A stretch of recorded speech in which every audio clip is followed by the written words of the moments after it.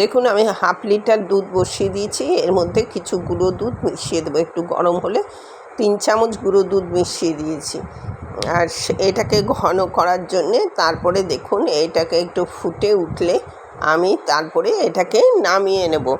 গুঁড়ো দুধটা দিয়ে দেবেন এমনি দুধের মধ্যে, দেখবেন দই খুব ভালো হবে, খুব সুন্দর হবে দইটা, এবং দই পড়বে না, দেখবেন টাইট হয়ে যাবে।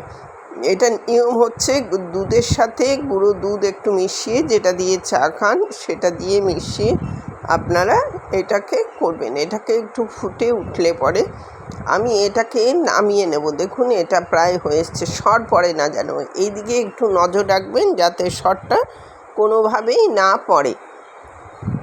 এবার আপনার এইটা দেখুন ফোটা পর্যন্ত আমি অপেক্ষা করব, তারপরে ফুটে গেলে আমি এটাকে নামিয়ে নেব। যে সাইড দিয়ে দেখুন হচ্ছে, এবার একটু দুধটাকে নাড়াচাড়া দিয়ে এবার এটাকে নামিয়ে নিয়ে আমি এই যে দুধটা ফুটে উঠেছে, আমি এই দুধটাকে নামিয়ে এমনভাবে ঠান্ডা করবেন যাতে আঙুরটা ডুবালে আপনার সহ্য করতে পারেন, সেই দেখুন আঙুলটা ডুবিয়ে দিয়েছি যাতে সহ্য হয়, এইরকম মতন গরম রাখবেন। এবার দুধ ছাঁচ যে আছে সেই ছাঁচটা মিশিয়ে দেবেন ভালো করে, ছাঁচটা মিশিয়ে এবার এটাকে ঝাঁক তুলতে হবে। যদি ঝাঁকটা তোলেন, সবাই এমনি মিশিয়ে বসিয়ে দেয়, দেখুন ঝাঁক তুলছি কীভাবে, এই যে ফেনা ফেনা হবে, এটাকে বলা হয় ঝাঁক তোলা। ঝাঁকটা যদি আপনি তোলেন সেটা আপনি এটা দিয়েও করতে পারেন আর অন্য কিছু দিয়েও করতে পারেন, কোনো অসুবিধা নেই। আমার কাছে এটা ছিল বলে আমি এটা দিয়ে ঝাঁক তুলছি। দেখুন ঝাঁক তোলা কোনটাকে বলে বলুন তো, যেটা হচ্ছে একদম ফেনার মতন হতে থাকবে, সেটাকেই ঝাঁক তোলা বলে।